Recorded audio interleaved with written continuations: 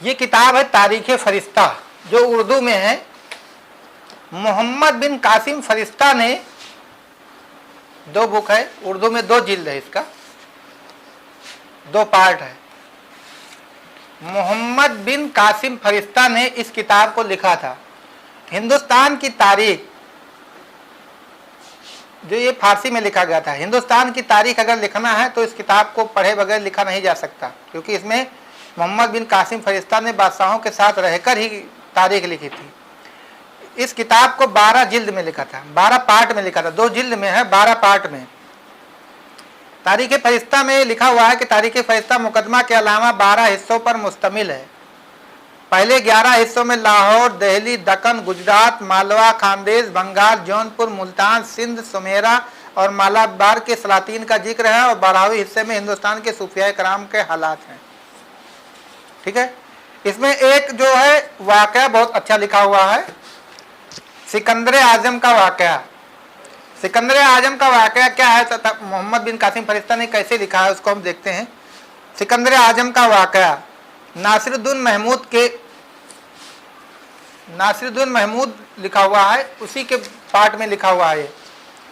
बाज कदीम रवायतों में यह बयान किया गया है कि जब सिकंदर ने दुनिया के अक्सर इलाके फतेह कर लिए और फतेह करके जब हिंदुस्तान को फतेह करने का इरादा किया, तो उसके उमरा और अराकीन जो थे, अराकीन सल्तनत जो थे, उन्होंने हिंदुस्तान पर हमला करने से मना किया।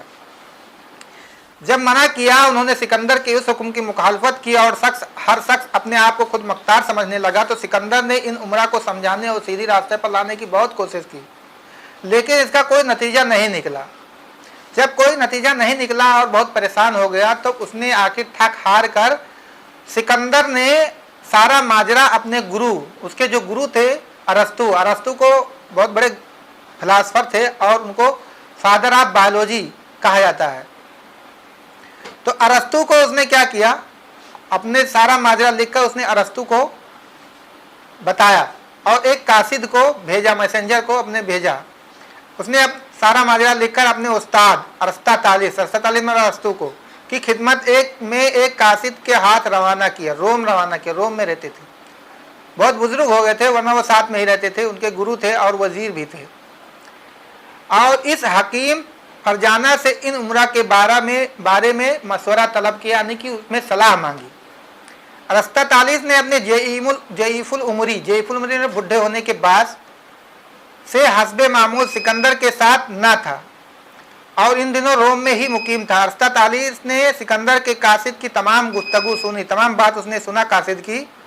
उसके बाद क्या कहा, इसने कासिद को तो कोई जवाब नहीं दिया, कासिद को कोई जवाब नहीं दिया। अलबत्ता उसने उसको अपने साथ लेकर बाग में गया। अरस्तातालिस ने बाग के मालिक को हुक्म दिया कि वो तमाम बड़े और पुराने दरख्तों को जड़ से खोदकर फेंक दे और उनकी जगह नए पौधों को नस्ब कर दे। उसने क्या काम किया कि कासिद को कोई जवाब नहीं दिया, अरस्तु ने कासिद को कोई जवाब नहीं दिया और जो कासिद गया था उनको बाग में लेकर गया और उसने माली को हुक्म दिया कि जो पुराने दरख्त हैं उनको उखाड़ कर फेंक दो और उसकी जगह नए दरख्त लगा दो।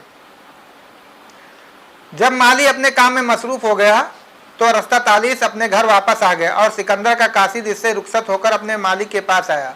अरस्तु ने सिकंदर के कासिद को वापस भेज दिया, कुछ कहा नहीं उससे।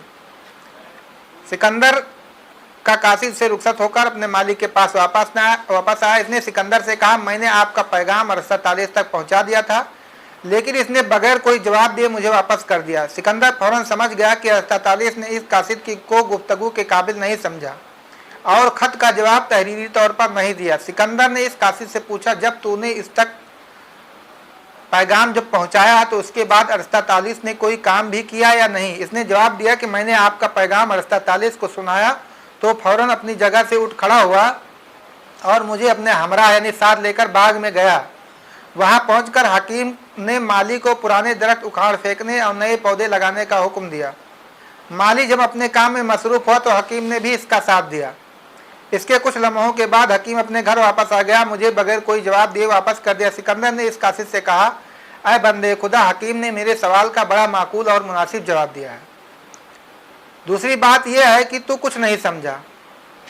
सिकंदर ने अपने उस्ताद से मुतजिक्रा फेल के इस असल राज को समझकर सर्कस और नाफरमान उमरा को माजूल कर दिया और उनकी जगह उनके बेटों का तकर्रुर करके अपने मकसद की तामील के लिए कोसा हो गया। मतलब उसने क्या किया, अरस्तु ने पुराने दरख्तों को उखाड़ कर नए दरख्त लगाने का जो हुक्म दिया मालिक को, तो उससे सिकंदर ने ये समझ लिया कि वो कहना चाहते हैं कि जो पुराने लोग हैं, जो पुराने उमरा हैं, उनको अलग कर दो और नए उमरा को उसमें दाखिल करो, उनके बच्चों को दाखिल करो, नया खून होगा तो नया काम करने लगेंगे।